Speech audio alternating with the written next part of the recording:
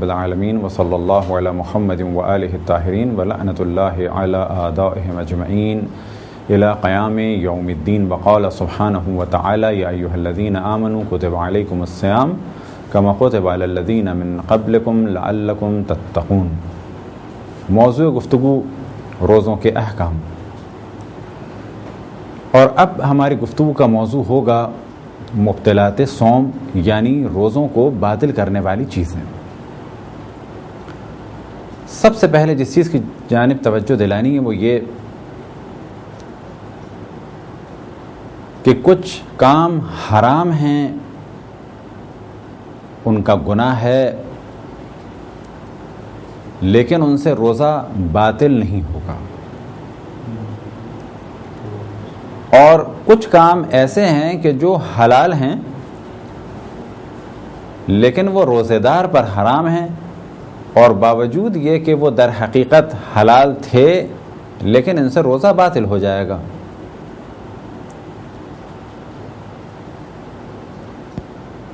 بس پہلے مرحلے میں جانب توجہ دلائیں کہ مبطلات صوم یعنی روزے کو باطل کرنے والی چیزوں کے بارے میں جو ایک عام تصور ہے کہ وہ فقط کھانا اور پینا ہے، یہ غلط تصور ہے،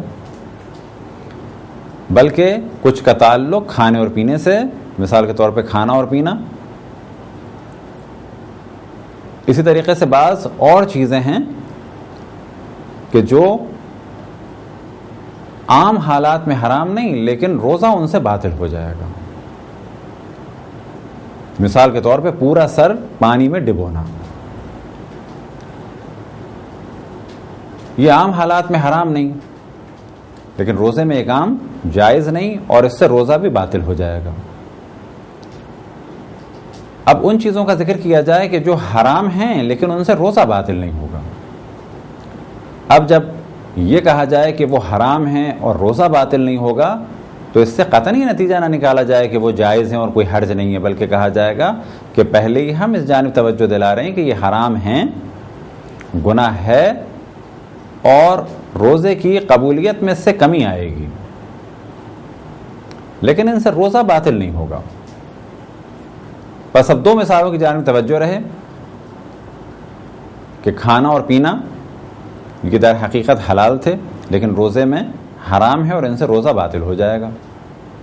گانا بجانا حرام ہے، غیر اسلامی فلموں کا دیکھنا، البتہ اسلامی فلموں سے کیا مراد کہ جن میں کوئی بھی ایسی چیز نہ ہو کہ جس سے اخلاق خراب ہوتا ہو، رقص، موسیقی، فسق، فجور، کوئی بھی ایسا سین کہ جو بالکل بہت واضح ہو اور اخلاق کے خراب ہونے کا سبب ہو، عریانیت ہو، فحاشیت ہو، یا کوئی ایسا سین کہ بظاہر اس میں کچھ نہیں ہے لیکن وہ اخلاق کو خراب کرنے کا سبب ہے کہ اس میں خاص اشارہ ہے یا کسی خاص برے عمل کی جانب توجہ دلائی گئی ہے۔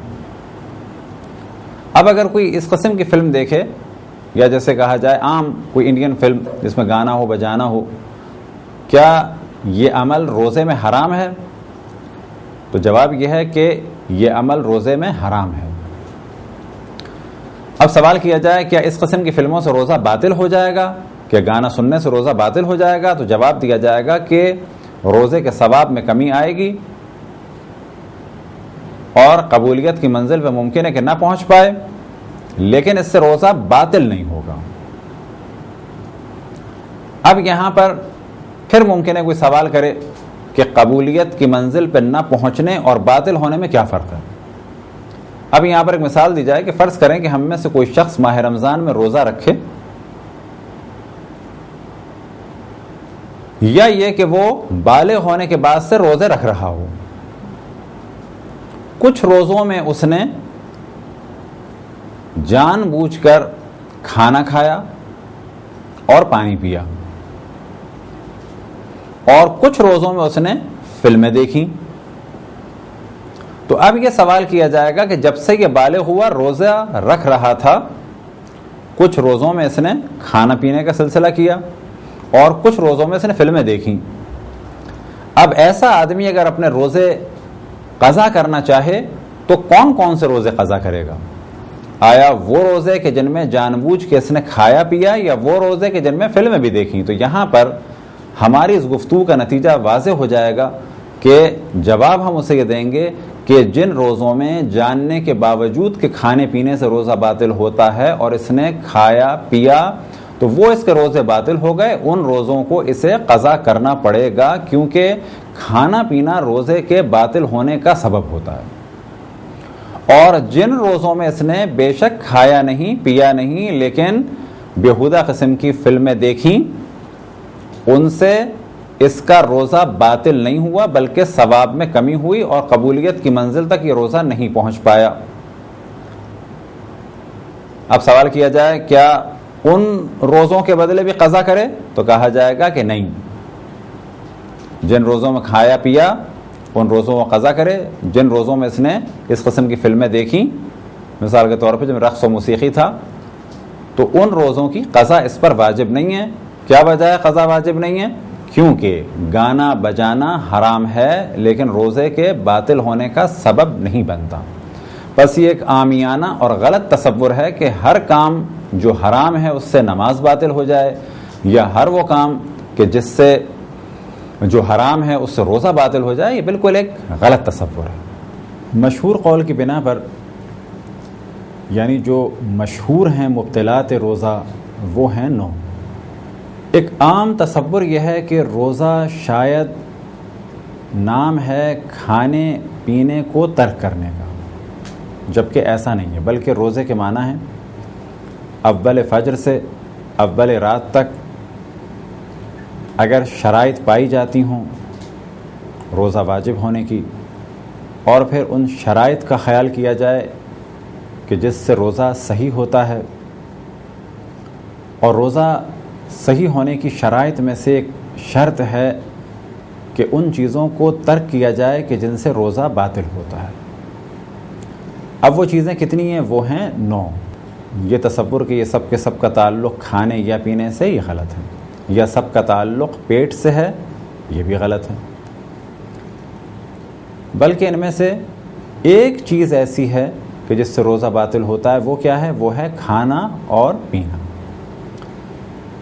لہذا اس ہماری گفتگو کا اصل عنوان ہے مبطلات روزہ، یعنی روزے کو باطل کرنے والی چیزیں، اور ان میں سے سب سے پہلی چیز یعنی کھانا اور پینا۔ روزے دار اگر جان بوجھ کر کوئی بھی چیز کھائے، چاہے زیادہ چاہے کم، چاہے وہ حلال ہو چاہے وہ حرام ہو، چاہے وہ عام طور پر کھائی جاتی ہو اور چاہے وہ عام طور پر نہ کھائی جاتی ہو، یا یہ کہ بالکل بھی نہ کھائی جاتی ہو، بس کھانا چاہے تھوڑی مقدار میں کھایا جائے چاہے زیادہ مقدار میں، کوئی چیز چاہے تھوڑی مقدار میں پی جائے یا زیادہ مقدار میں، شرط یہ ہے کہ جان بوجھ کے اگر پیے گا تو روزہ باطل ہو جائے گا۔ اسی طریقے سے وہ چیز حلال ہو یا حرام ہو، البتہ اگر حرام چیز سے روزہ باطل کرے گا تو بعد میں اس کی گفتگو آئے گی، کفارہ شدید تر ہو جائے گا۔ البتہ حرام چیز سے روزہ باطل کرنے میں بھی مجتہدین کے جو فتوے ہیں انشاءاللہ بعد میں بیان کیے جائیں گے۔ اسی طریقے سے وہ چیز کھائی جاتی ہو عام طور پر، جیسے کہ روٹی، یا نہ کھائی جاتی ہو عام طور پر، مثال کے طور پہ کوئی ایسے پتے کہ جو عموماً لوگ نہیں کھاتے، فرض کریں نیم کا پتا یا کوئی اور درخت کا پتا کھایا نہیں جاتا، کوئی جان بوجھ کے اسے کھائے تو اس کا روزہ باطل ہو جائے گا۔ یا درخت سے نکلنے والا کوئی دودھ، یا درخت سے نکلنے والی کوئی ربڑ ہو، یا کوئی اور پانی ہو، اسے پیے یا اسے کھائے، یا درخت سے نکلنے والا گوند ہو اسے کھائے، روزہ باطل ہو جائے گا۔ بس پہلے مرحلے میں چیز واضح ہو جائے کہ روزہ باطل ہو جائے گا کسی بھی چیز کے کھانے سے اور پینے سے، چاہے وہ کم ہو یا زیادہ ہو، حلال ہو یا حرام ہو، عام طور پر کھائی جاتی ہو یا نہ کھائی جاتی ہو۔ شرط یہ ہے کہ جان بوجھ کر اگر کھایا جائے یا پیا جائے تو روزہ باطل ہو جائے گا۔ اب یہاں پر سوال کیا جا سکتا ہے کہ اگر بھول کے کوئی کھا لے تو جواب یہ ہے کہ اگر کوئی بھول کے پیٹ بھر کے کھانا بھی کھا لے، جو اتفاق سے بعض لوگوں کے ساتھ ایسا ہوتا ہے، خصوصاً ماہ رمضان کے شروع کے روزوں میں، کہ ان کی توجہ روزے کی جانب نہیں ہوتی اور وہ کھا لیتے ہیں۔ اب اگر کسی کو کھانے سے پہلے ہی یاد آ گیا تو اس کا روزہ صحیح ہے، کیونکہ اس کا ارادہ نہیں تھا کھانے کا۔ اسی طرح سے کسی کو اگر کھانے کے دوران یاد آیا، اور کھانے کے دوران سے کیا معنی؟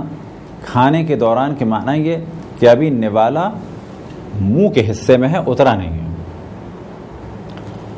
یا پانی ابھی ہونٹوں سے اندر گیا ہے ابھی لیکن حلق سے اترا نہیں ہے۔ کسی کو اس دوران اگر یاد آ جائے تو واجب ہے کہ یہ منہ سے کھانا نکال دے، یا جو پانی اس کے دہن میں ہے، منہ میں ہے، اسے نکال دے۔ اب اگر اس نے ذرہ برابر بھی جان بوجھ کے نکل لیا تو اس کا روزہ باطل ہو جائے گا، لیکن اگر بھول کے پورا کھانا کھا لیا تو کوئی حرج نہیں۔ جیسے ہی اس کو یاد آیا پیٹ بھرنے کے بعد کہ میرا روزہ تھا، اور اس وقت وہ آرام سے ہاتھ واتھ دھو کے بیٹھا ہے، تو اس کا روزہ باطل نہیں ہوگا۔ لیکن اگر 20 نوالے کھا کے 21ویں نوالے پہ یاد آیا تو 20 نوالے اس نے کھائے تھے اس عالم میں کہ یہ بھولا ہوا تھا، تو اس کا روزہ صحیح ہے۔ 21ویں نوالے کو چاہے کھانے سے پہلے یا منہ میں لے جانے کے بعد جب بھی یاد آئے تو اس کو نکالنا ہوگا۔ اس کے بعد ایک ذرہ بھی جان بوجھ کے لے جانا، ایک ذرہ بھی جان بوجھ کے لے جانا، یا ایک قطرہ بھی جان بوجھ کے لے جانا اندر، یعنی حلق سے نیچے لے جانے سے روزہ باطل ہو جائے گا۔ فرض کریں کسی نے کھانا کھا لیا، آخر میں اس نے سوچا کہ اپنی زبان سے جو کچھ لگا ہوا ہے منہ کے اندر اسے صاف کروں اور لے جاؤں منہ کے اندر، یا اگر کچھ ریشے لگے ہوئے ہیں دانت کے بیچ میں تو انہیں بھی ہضم کر لوں، اور نیت یہ ہو کہ جب میں نے اتنا کھا لیا تو اتنے سے کیا ہوگا۔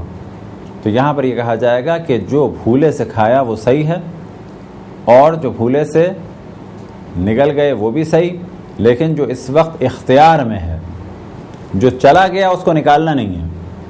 فرض کریں کہ ہم نے نوالا ایک دم سے نکلا یا حلق میں تھا، اب اس کو نکالنا ضروری نہیں ہے، یہ نیچے چلا گیا، اگر منہ میں ہے تو اس کو نکالنا ہے۔ اب اگر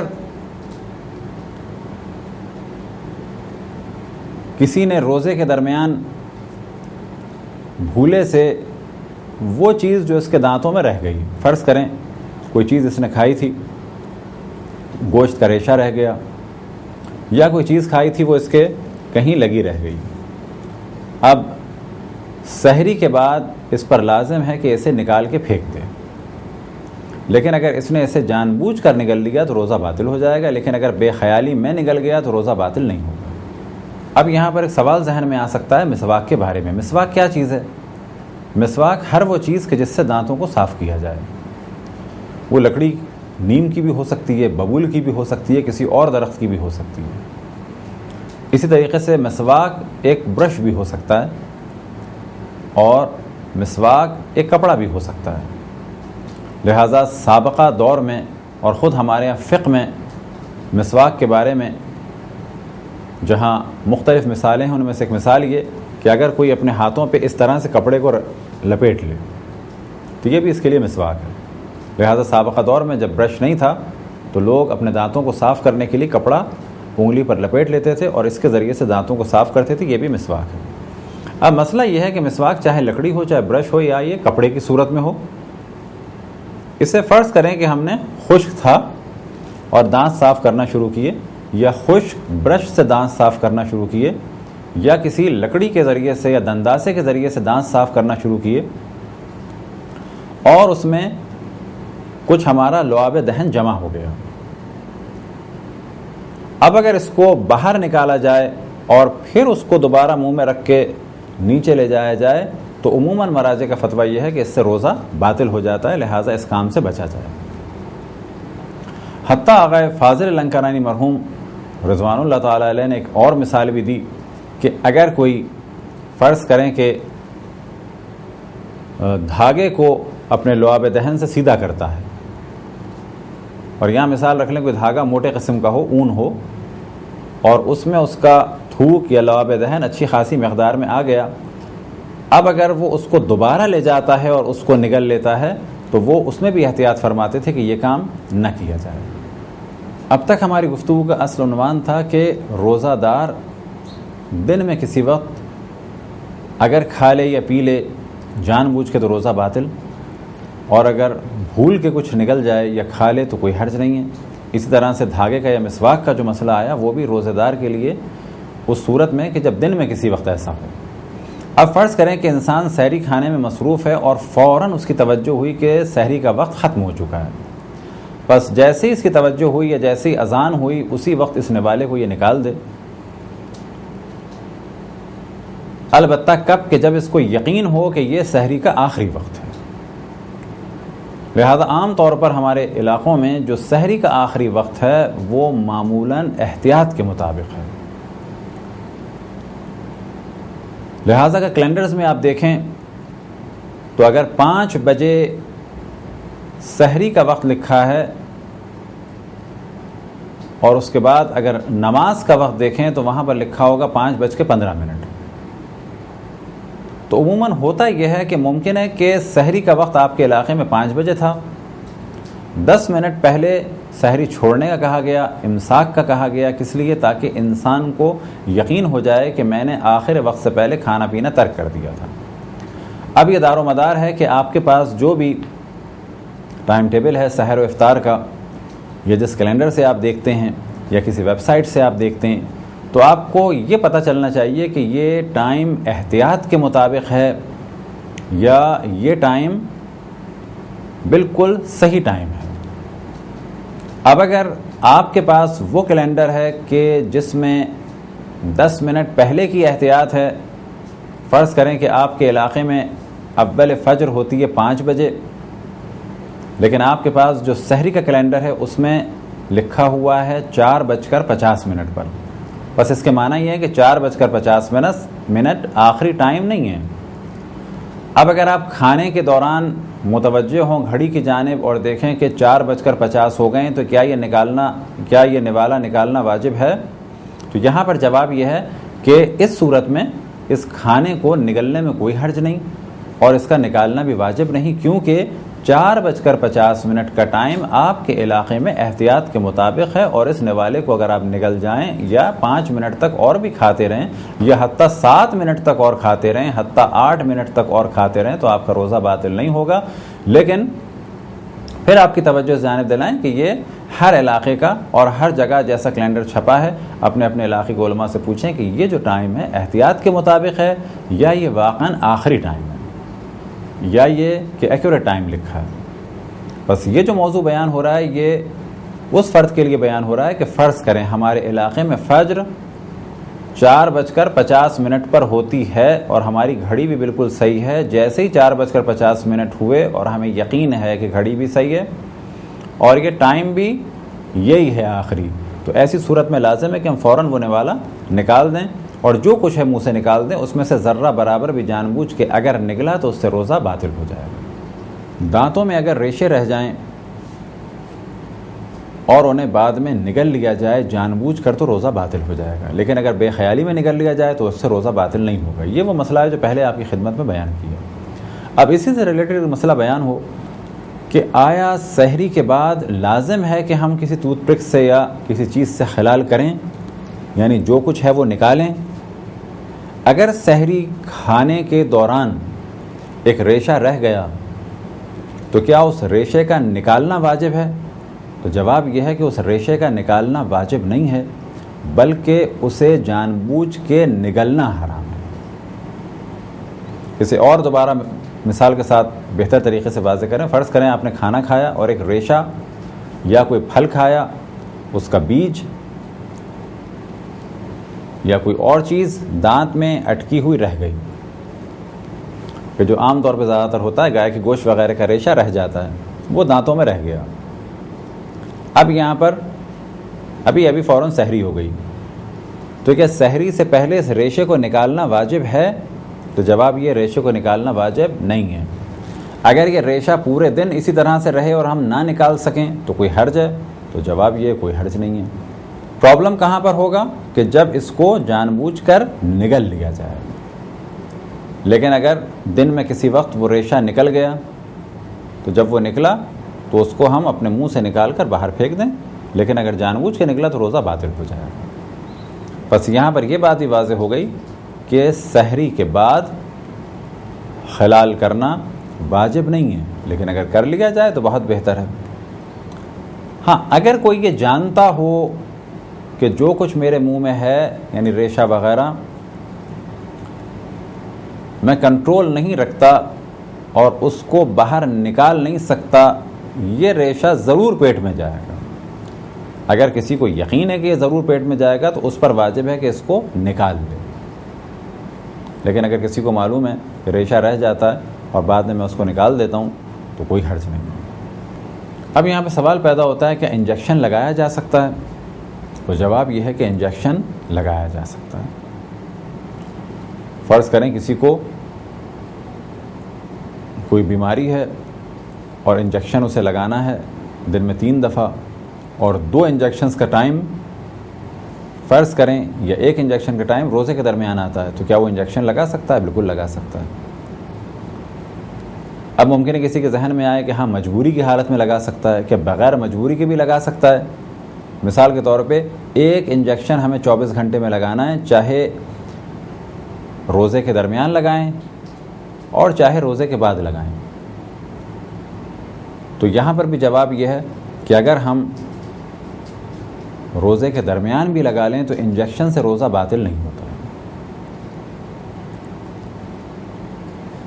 فقط ایک احتیاط کی جاتی ہے جو بعض علماء کرام نے فرمائی، مراجع الزام نے فرمائی، جیسے کہ امام خمینی نے، کہ ایسا انجیکشن کہ جو کھانے کی کمی کو دور کرتا ہے بنا بر احتیاط اسے استعمال نہ کیا جائے۔ لیکن باقی اچھے بڑے مراجع کی تعداد فرماتی ہے کہ بہتر ہے کہ اسے استعمال نہ کیا جائے، لیکن وہ انجیکشن بھی استعمال کیا جا سکتا ہے۔ اور اسی طریقے سے آغا مکارم شرازی اور آغا زنجانی بھی احتیاط فرماتے ہیں کہ ایسا انجیکشن کہ جو دوا کے طور پر یا غذا کی کمی کو دور کرنے والا ہو اس سے بچا جائے۔ تو یہاں پہ کہا جا سکتا ہے کہ امام خمینی، آغا مکارم اور آغا زنجانی کا جو فتویٰ ہے وہ تقریباً ایک ہے، اور آغا خوئی، آغا وحید خراسانی اور دیگر مراجع خصوصاً آغا سیستانی فرماتے ہیں کہ دوا کے طور پہ جو انجیکشن استعمال ہوتا ہے اسے استعمال کیا جا سکتا ہے، اور بہتر ہے کہ ایسا انجیکشن کہ جو کمزوری کو دور کرے اسے استعمال نہ کیا جائے، لیکن روزہ باطل نہیں ہوتا۔ اب اگر کوئی احتیاط پہ عمل کرنا چاہے تو کہا جائے گا کہ ایسے انجیکشن سے اگر روزے میں بچے تو بہتر ہے۔ ایک سوال پیدا ہوتا ہے انہیلر کے بارے میں۔ فرض کریں کسی کو دمے کا پرابلم ہے، اب یہ دمے کا پرابلم 24 گھنٹے کا نہیں ہے، دن میں کسی وقت بھی ہوتا ہے یا یہ کہ کبھی کبھی ہوتا ہے، کیا ایسا شخص روزہ رکھ سکتا ہے؟ بالکل روزہ رکھ سکتا ہے۔ اگر یہ انہیلر استعمال نہ کرے تو پھر یہ کھانستا ہی رہے گا اور اس کے لیے بہت زیادہ مشکل ہے بغیر انہیلر کے رہنا۔ تو یہاں بھی اکثر مراجع الزام کا فتویٰ یہی ہے کہ انہیلر کو یوز کیا جا سکتا ہے، البتہ احتیاط یہ ہے کہ اس یقین کے بعد کہ جب وہ پھیپھڑوں میں جاتا ہو، اور انہیلر عام طور پر جن کو تھوڑی سی بھی مہارت ہے جب اسے انہیل کرتے ہیں تو ایک سانس لیتے ہیں اندر کی جانب، اور جب بھی پریشر سے سانس لیا جائے تو وہ کھانے کی نالی میں نہیں جاتا بلکہ پھیپھڑوں میں جاتا ہے، اور وہ دوا کے طور پہ انہیلر کا یوز کرنا ایک دمے کے مریض کے لیے، یا جسے بھی کبھی کبھی کوئی ایک دورے کی سی کیفیت ہو جاتی ہو، سانس کا پرابلم ہو جاتا ہو، کبھی کبھی سانس لینا مشکل ہو جاتا ہو، تو وہ انہیلر کو یوز کر سکتا ہے۔ اگر کوئی آب دہان نکل لے، آب دہان سے کیا مراد؟ یعنی تھوک۔ فقہ میں اور جب بھی مسئلے مسائل بیان کیے جائیں تو بعض دفعہ بعض ایسے الفاظ استعمال کرنا ضروری ہو جاتے ہیں کہ جن سے بات کلیئر ہو جائے۔ اب یہاں پر توجہ رہے کہ منہ میں انسان کے تھوک رہتا ہے ہر وقت، آیا کسی کے منہ میں کسی وجہ سے اگر تھوک جمع ہو جائے تو کیا اس کو نگل سکتا ہے؟ بالکل نگل سکتا ہے۔ ایک بہت ہی غلط چیز مشہور تھی پہلے کہ روزے میں جب بھی تھوک آئے تو اس کو تھوک دیں، ایسا کچھ نہیں۔ اگر روزے میں تھوک آیا تو اسے تھوکنا واجب نہیں ہے۔ لہذا پہلے بعض لوگ اس قسم کے کام انجام دیتے تھے کہ جب ایک بچے نے روزہ رکھا تو بعض بزرگ خواتین بیٹھی رہتی تھیں اور اسے کہتی رہتی تھیں کہ تھوکتے رہو اور تھوک کے نگلنے سے روزہ باطل ہو جائے گا. یہ بالکل غلط نظریہ ہے. اسی طریقے سے سوال یہ کیا جائے کہ بعض مزیدار چیزوں کا نام سن کے گلینڈز تھوڑے سے ایکٹیو ہوتے ہیں کہ جس کے ذریعے سے منہ میں پانی آ جاتا ہے، یا بالفاظ دیگر منہ میں ایک خاص مقدار میں لعاب دہن نکلتا ہے، اور اس تھوک کو منہ میں آنے کے لیے اردو میں کہا جاتا ہے منہ میں پانی آ جانا. اور یہ عام طور پر جب کوئی مزیدار چیز کا ذکر ہو یا کسی کھٹی چیز کا ذکر ہو تو اس وقت گلینڈز میں تھوڑے سے ایکٹیو ہوتے ہیں، اس کے بعد وہ پانی منہ میں آ جاتا ہے. کیا اس کو پانی کہا جائے گا اور نگلنا حرام ہے؟ تو جواب یہ ہے کہ یہ لعاب دہن ہے، تھوک ہے، اور اس کے نگلنے میں کوئی حرج نہیں. تو یہاں تک تو بات ہو گئی لعاب دہن کی. اب بات کی جائے کہ بعض دفعہ سینے میں سے بلغم نکلتا ہے اور بعض دفعہ دماغ کی جانب سے بلغم آتا ہے، کیا اسے نگلا جا سکتا ہے؟ تو اس کا جواب دو حصوں پر مشتمل ہے کہ اگر یہ سینے ہی سے حلق میں چلا جائے، فرض کریں کسی نے کھانسا اور کھانسنے کے بعد بلغم حلق سے تک آیا اور دوبارہ نگل لیا تو روزہ باطل نہیں ہے. اسی طریقے سے ناک میں اس کے کچھ بلغم تھا اور نگل کے ڈائریکٹ پیٹ میں چلا گیا، اس سے بھی روزہ باطل نہیں ہے. لیکن اگر وہ بلغم منہ میں آ گیا، منہ کی فضا میں آ گیا اس حصے میں، تو اکثر مراجع کا فتویٰ یہ ہے کہ اگر اس کو نگلا تو روزہ باطل ہو جائے گا. لیکن کب کہ جب جان بوجھ کے نگلا. فرض کریں کسی کے منہ میں یہ بلغم آ گیا، اب وہ سوچ ہی رہا تھا کہ اس کو نکالے، اچانک وہ چلا گیا، تو کیا اس سے روزہ باطل ہوگا؟ کہا جائے گا اس سے روزہ باطل نہیں ہوگا، یہ بے خیالی میں چلا گیا، یا یہ کہ اس کا ارادہ تھا کہ کنٹرول کرے لیکن یہ کنٹرول نہ کر سکا اور وہ نیچے چلا گیا. آج کل کے مشہور مراجع میں صرف آیت اللہ سیستانی یہ فرماتے ہیں کہ بنا بر احتیاط مستحب اسے نہ نگلا جائے، یعنی روزہ باطل نہیں ہے لیکن بہتر ہے کہ اسے نہ نگلا جائے. اگر کوئی شخص کوئی چیز منہ سے توڑے، فرض کرے کہ بادام توڑ رہا ہے کسی کام کے لیے، یا کوئی چیز توڑ رہا ہے کسی جانور کو دینے کے لیے،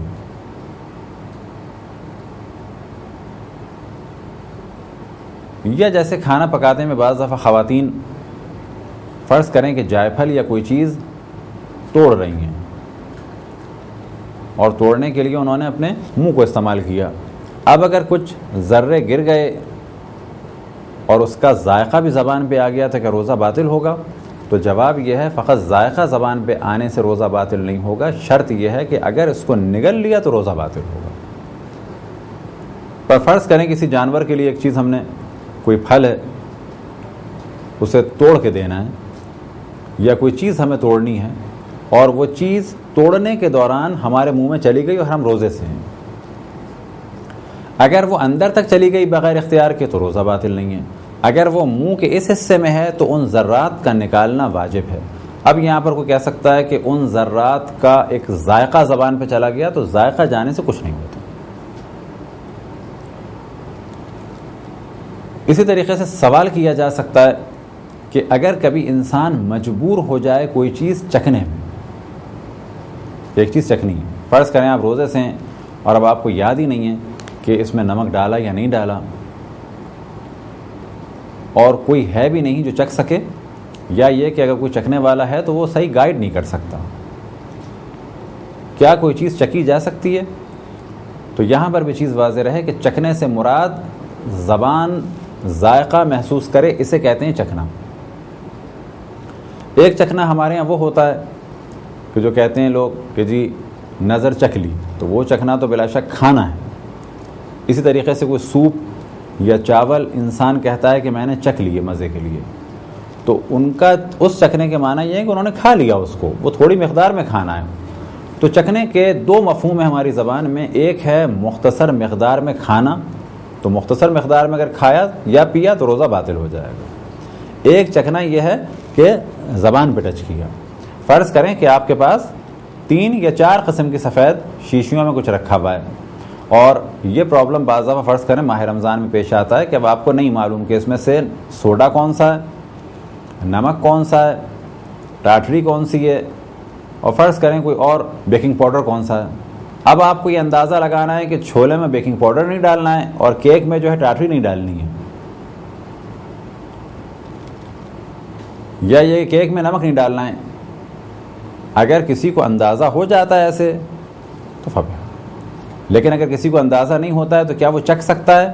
تو کہا جائے گا چکھنے کے معنی یہاں کم کھانے والے نہیں ہیں, بلکہ چکھنے کے معنی آپ نے ہلکا سا ٹاٹری کا ذرہ لیا, ایسے زبان پہ رکھا, آپ کو محسوس ہوا کہ یہ ٹاٹری ہے, فوراً زبان کو ٹیشو پیپر یا کپڑے سے یا ہاتھ سے صاف کر دیا اور ذرہ اندر نہیں جانے دیا. یہ چکھنا کھانا نہیں ہے اور اس سے روزہ باطل نہیں ہوتا.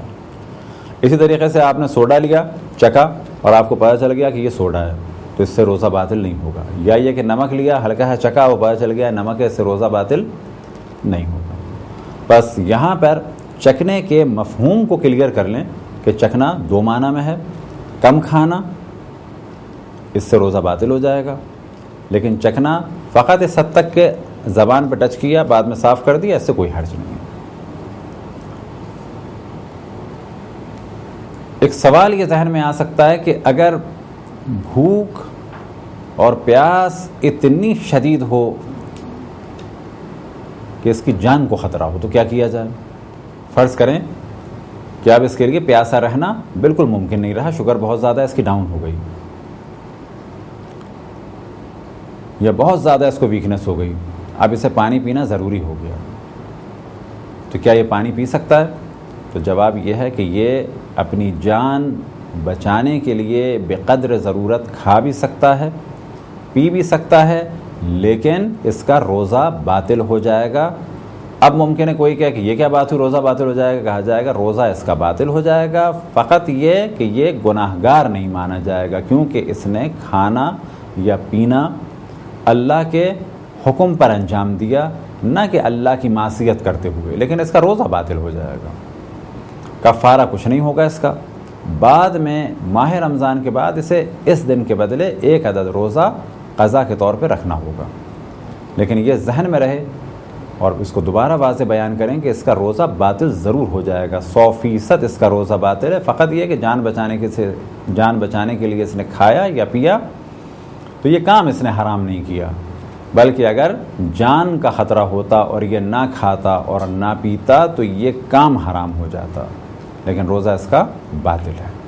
اب اسی مسئلے سے متعلق ایک اور چیز کی جانب توجہ رہے کہ جب جان بچانے کے لیے مختصر سا کھانے پینے میں حرج نہیں, اور پھر ہم اس چیز کو واضح کریں کہ لیکن روزہ باطل ہو جائے گا, اور ساتھ میں ایک اور چیز کی تاکید ہے, وہ یہ کہ جتنی ضرورت تھی جان بچانے کے لیے بس اتنا ہی کھانا پینا ہے.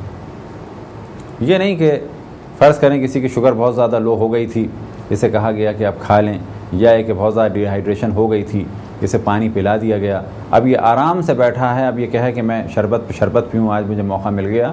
تو یہاں پر اس چیز کی جانب توجہ رہے کہ جان بچانے کی حد تک اسے کھانا تھا اور پینا تھا, اور پھر ہم اس جانب توجہ دلائیں کہ اس کا روزہ باطل ہو گیا, لیکن مغرب تک اسے کوئی بھی اور ایسا کام نہیں کرنا ہے کہ جس سے روزہ باطل ہوتا ہو, بلکہ روزے دار کے تمام ان احکام پر عمل کرنا ہے کہ جو روزے دار پر لازم ہے, اور پھر اس کی جانب توجہ دلائیں 5ویں 6 دفعہ کہ اس کا روزہ باطل ہو جائے گا. یہ توجہ دلانے کا ہدف کیا ہے کہ اس مسئلے کو اگر ہم بہت سادے طریقے سے بیان کرتے, کوئی اس کو سنتا اور آخر میں یہ کہتا جی شیعوں کے یہاں جب بہت زیادہ پیاس لگے, بھوک لگے تو کھانا پینا جائز ہے. لہذا ہم نے بار بار توجہ دلائی کہ جب جان کا خطرہ ہو تو اس وقت جان بچانے کی حد تک کھانا اور پینا جائز ہے, لیکن اس کا روزہ باطل ہو جائے گا, اور باقی دن اس کو ہر اس کام سے بچنا ہے کہ جو روزے دار پر حرام ہے. اب تک ہماری گفتگو تھی جان بوجھ کے کھانے اور پینے کی. ایک عمل جو بعض دفعہ لوگ انجام دیتے ہیں اور وہ مکروہ بھی ہے, اور اس جانب توجہ رہے کہ مکروہ کے معنی ہے کہ اگر اس کام کو نہ کریں تو بہتر ہے, لیکن کر لیں تو کوئی حرج نہیں. وہ عمل کیا ہے؟ اس کا تعلق کھانے اور پینے سے ہے. گو کہ اس مسئلے کو توضیح المسائل میں بعد میں بیان کیا جاتا ہے, خصوصاً اس چیپٹر میں کہ جہاں پر چند وہ مثالیں ہیں کہ جہاں پر قضا واجب ہے اور کفارہ واجب نہیں ہے۔ بعض لوگ اپنا منہ ٹھنڈا کرنے کے لیے کلی کرتے ہیں۔ کیا ایسا کام جائز ہے؟ ایسا کام جائز ہے لیکن مکروہ ہے۔ کیا معنی؟ نہ کیا جائے تو بہتر ہے، لیکن کر لیں تو کوئی حرج نہیں۔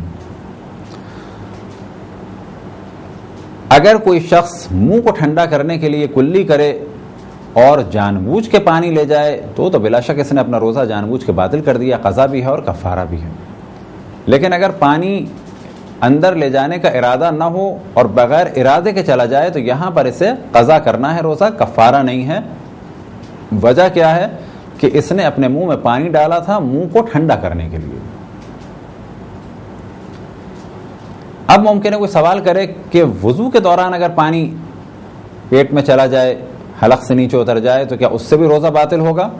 تو جواب دیا جائے گا کہ کسی مستحب کام کے لیے جیسے مستحب وضو کے لیے، یا واجب کام کے لیے جیسے کہ نماز واجب کے لیے واجب وضو انجام دینے کے لیے، اسی طریقے سے اگر منہ نجس ہو جائے، منہ میں خون آ جائے، اسے پاک کرنے کے دوران یا وضو کے دوران کہ جب کلی کر رہے ہوں اور کلی کا پانی حلق سے نیچے اتر جائے تو اس سے روزہ باطل نہیں ہے اور نہ ہی قضا نہ ہی کفارے کی ضرورت۔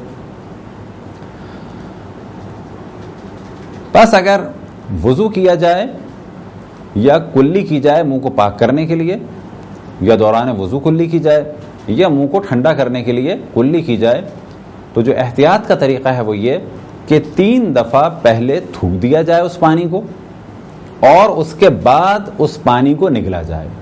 اب اگر کسی نے کلی کی اور منہ میں کچھ پانی تھا اور جان بوجھ کے نگل گیا تو یہ جانتے ہوئے کہ اگر پانی تھا منہ میں اسے نگل گیا تو اس سے اس کا روزہ باطل ہوگا۔ یہ تھی ایک مختصر سی گفتگو کھانے اور پینے کے حوالے سے۔ خداوند تبارک و تعالیٰ سے دعا ہے کہ بحق محمد و آل محمد ہمیں اپنے رسول اپنی حجتوں خصوصاً امام زمان علیہ الصلوۃ والسلام کی معرفت اور اطاعت کی توفیق عطا فرمائے۔ وصلی اللہ علی محمد و آلہ الطاہرین۔